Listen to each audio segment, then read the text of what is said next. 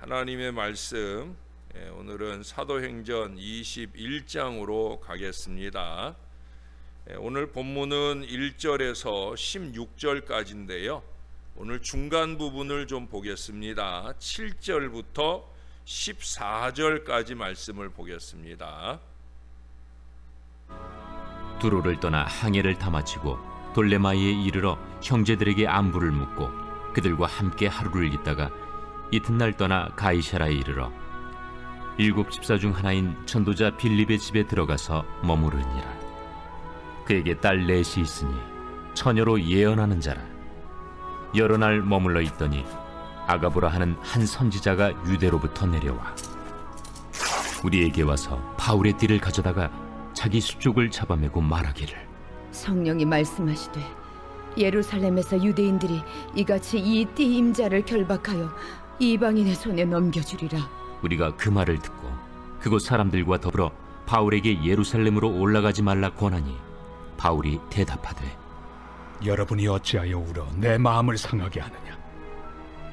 나는 주 예수의 이름을 위하여 결박당할 뿐 아니라 예루살렘에서 죽을 것도 각오하였노라. 그가 권함을 받지 아니하므로 우리가 주의 뜻대로 이루어지이다 하고 그쳤노라. 아멘. 어느 영국 사람이 인도에서 근무하다가 한 달간 휴가를 얻어서 고향에 돌아왔어요. 그는 지방신문에 난 가난한 어린 아이들에 대한 호소를 보게 되고요. 그 마음에 동정심이 생겼어요. 그래서 그는 아이들을 위해 얼마간의 금액을 보내기로 결정을 합니다. 그런데 수표를 쓰고 나서 보니까 자기가 월말에 가서 내야 할 하숙비가 남질 않았어요. 상식적으로는 보낼 수 없다 하는 생각이 들었지만 그래도 마음 한켠에서는 그래도 내가 약속한 거 아닌가 하는 소리가 울려 나왔어요. 좀 고민이 돼가지고 하룻밤을 지낸 후에 결정하기로 했어요. 어떻게 결정했을까요?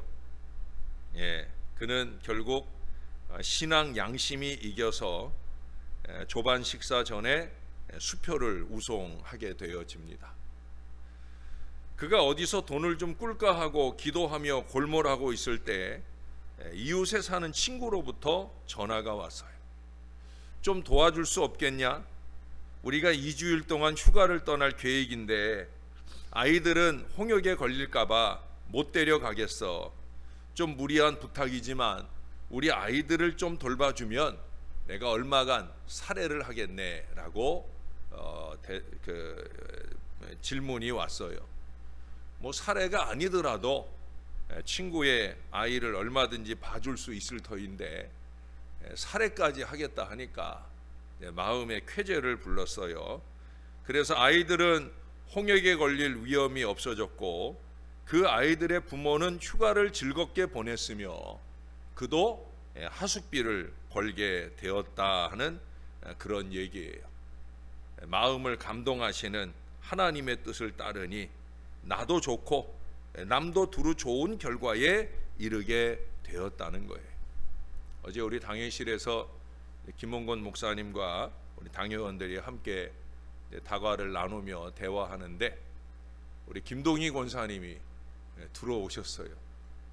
빈 봉투를 하나 가지고 와서는 당회실 한켠에서 아마 꼬깃꼬깃 넣어놓은 쌈짓돈을 그 안에 담아 가지고 김홍건 목사님께 건네 드렸어요. 이제 잘 아시는 대로 김동희 권사님은 이제 요즘 정신이 좀 약간 오락가락 하셔요. 아주 약간 그렇습니다. 그럼에도 불구하고 50여 년 전 이 어른을 섬기고 신앙했던 그때의 마음을 감동하기에 그래서 조금이라도 그 마음을 표현하고 싶은 마음에서 아마 그런 사랑의 마음을 건네지 않았나 싶은 생각이 듭니다. 어제 김홍건 목사님이 가시기 전에 우리 교회가 이제 사례를 정성껏 준비해 드렸는데 가시지 않고 저더러 봉투를 하나 달라는 거예요. 빈 봉투를 하나 좀 줘라. 그래서 제가 빈 봉투를 드렸어요. 예배 전에도 헌금하시려고 헌금 봉투를 하나 달라고 그래서 제가 감사 봉투를 드렸거든요. 근데 사실은 지난 주중에 감사 헌금을 미리 교회 계좌로 입금하셨어요. 그래도 또 아침에 오셔서는 뭐 감동이 되셨는지 감사 예물을 또 예배 마치고 준비해 놓으신 어제 드렸던 봉투에 준비하신 예물도 헌금함에 넣어 주셨고요. 그리고 이제 가시면서 또 봉투를 달라 하시길래 왜 그러나 싶어서 그래도 뭐 어르신이 달라니까 달랬더니 사례비 드린 봉투에서 일부를 떼어 가지고 그 봉투에 넣어 가지고는 저에게 주시더라고요. 우리 아내하고 함께 맛있는 식사 한번 하라고 하면서 그렇게 그 봉투를 건네더라고요. 제가 어제 아내한테 가서 자랑했더니 오늘 뭐 사달라고 그래서 그래서 우리 둘이 오늘 나가서 맛있는 거 먹기로 했어요. 근데 이 어른이 이제 목동에 아마 그 조카딸이 있는 모양이에요. 처조카딸이 있어서 어제도 거기서 여기 태워다 줘가지고 오셨다고 그러길래 그럼 제가 이제 모셔다 드리겠다 했는데 제 차는 안에 다 박혀 있고 또 승합차는 또 차량 운행을 나가 있고 그래서 승합차 올 때까지 좀 기다리라 하시기가 뭐해서 제가 내려가서 확인해 보니까 박종식 집사님 차가 저 앞에 있더라고요. 그래서 제가 집사님께 차 키를 좀 주시든지 아니면 목사님을 좀 모셔다 드리든지 했더니 박 집사님이 자기가 다녀오겠다는 거예요. 전에 같으면 이제 드럼을 본인이 치어야 되니까 청년부 예배 때 그래서 못 가실 텐데 근데 이제 병준이가 제대를 하고 병준이가 있으니까 저에게 당신이 다녀오시겠다 하더라고요. 그래서 목사님 좀 모셔다 드리라 하고 갔다 왔는데 박 집사님이 갔다 와서는 저에게 하는 얘기가 김홍건 목사님께서 아이스크림 사 먹으라고 10,000원 줬다고. 그분은 사랑하라고 말씀만 하시는 분이 아니라 그 사랑을 실천하시는 분인 것 같아요. 우리는 사랑하라는 말씀을 듣고도 금세 까먹고 엉뚱한 짓거리를 하는 때가 많은데 그 어른은 말씀하시고 그 말씀을 늘 마음의 감동대로, 이게 중요한 거예요. 마음에 감동받은 그 첫 감동을 바로 실천해내는 게 그게 중요한 거예요. 오늘 본문에서 바울에게 배우는 감동도 마찬가지예요. 바울과 그 일행은 밀레도로부터 항해를 계속해서 고스와 로도섬을 거쳐서 소아시아 남서부의 한 항구인 바다라에 도착했음을 앞부분에 얘기합니다. 그들이 타고 온 배는 소아시아 남부 해안을 따라 계속 항해할 예정이었기 때문에 그들 일행은 배를 갈아타기 위해 바다라에 내린 거예요. 이제 이곳에서 그들은 동지중해를 가로질러 곧장 베다니까지 가는 배로 갈아탔어요. 이 배는 제일 먼저 두로에서 정박했는데 배에 짐을 내려야 했기 때문에 7일간 머물게 됩니다. 이 때문에 바울 일행은 그 두로에 머물 곳을 찾다가 그리스도인들과 교제를 나눌 기회를 얻게 되었어요. 사실 이 두로는 바울의 전도지는 아니에요. 근데 거기에 예수 믿는 사람, 교회가 있더라는 거예요. 이곳에 교회가 세워졌다는 확실한 증거는 없지만은 아마도 스데반의 죽음 이후 유대로부터 흩어진 신자들의 복음 증거로 아마 바울이 복음 전하지 않았음에도 불구하고 이곳에 교회가 생겼을 것으로 짐작해 볼 수가 있겠습니다. 어떻든 두로의 그리스도인들은 성령의 감동으로 바울이 예루살렘에서 당할 위험을 미리 내다볼 수 있었기 때문에 그 위험으로부터 바울을 보호하기를 원했다라는 걸 알 수 있어요. 뭐 전에부터 관계가 있던 사이가 아니에요. 처음 만난 거예요. 그들의 연결점은 딱 하나예요. 똑같이 예수 믿고 하나님 믿는 거예요. 우리 새벽교인들이 여기도 여러분 계시는데 우리의 연결점은 다른 거 없어요. 우리가 서로 섬기는 교회는 다르지만 섬기는 하나님, 섬기는 예수님은 똑같다는 거죠. 그래서 저는 새벽교인들, 제가 이름을 아는 분들은 제가 우리 교인들하고 똑같이 새벽 시간에 기도합니다. 여러분들이 섭섭하게 생각할 일은 아니시죠. 적어도 새벽 시간에는 동일한 저의 양이고 저를 통해 주시는 하나님의 말씀을 먹으니까, 그래서 동일한 마음으로 저의 기도에 섬겨내는 대상이 되곤 합니다. 이분들도 똑같은 거예요.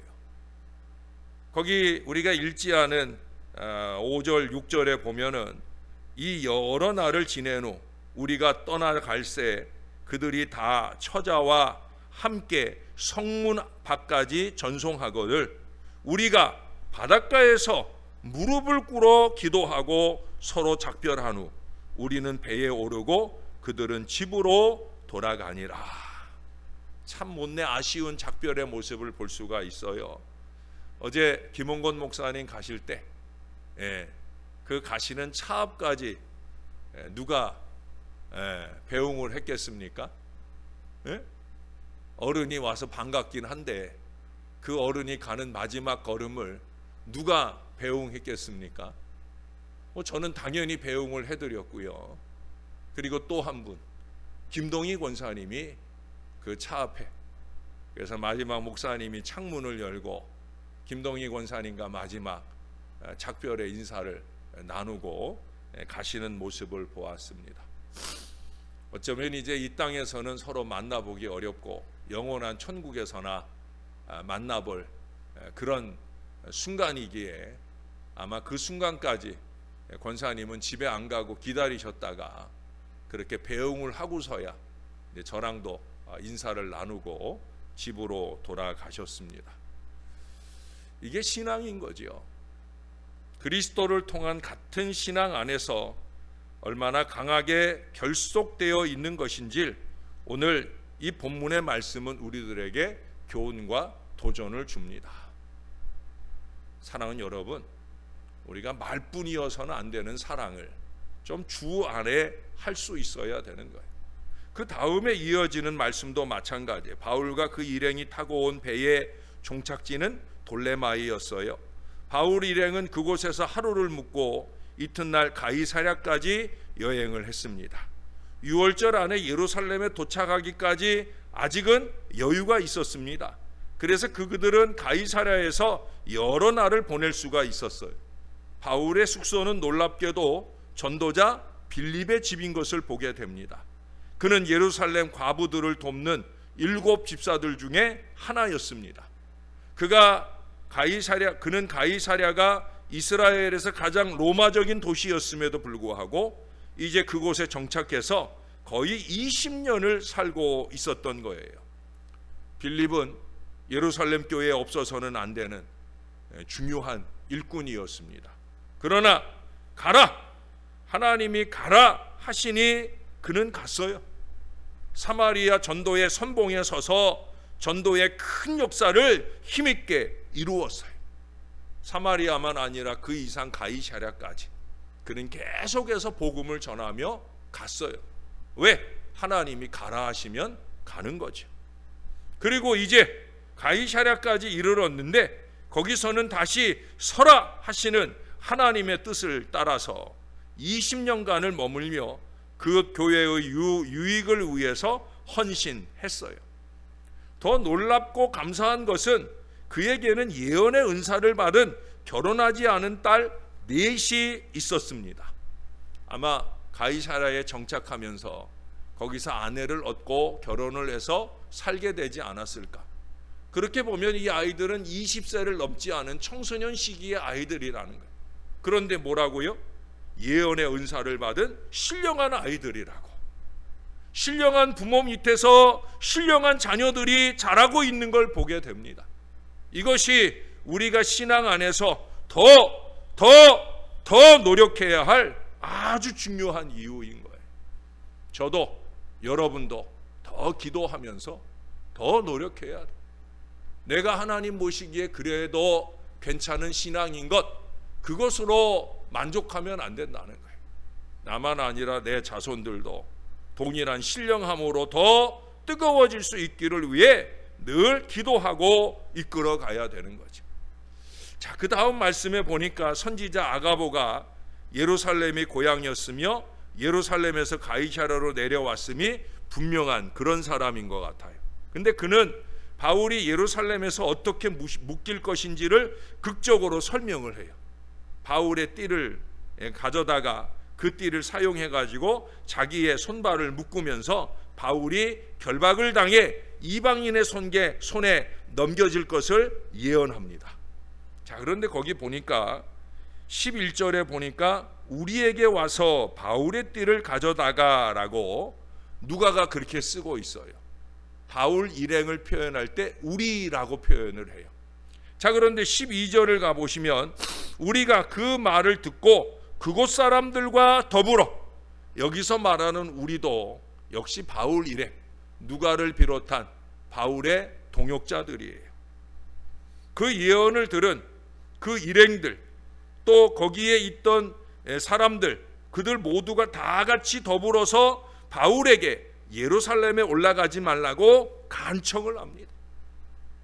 그러나 바울은 주 예수의 이름을 위하여 죽을 것을 각오했다고 말하면서 예루살렘 행을 포기하지 않았습니다. 만약에 바울이 개인적인 것이 아니라 교회적인 거면 교회의 모든 사람들이 원하는 바를 따라 주었을런지도 몰라요.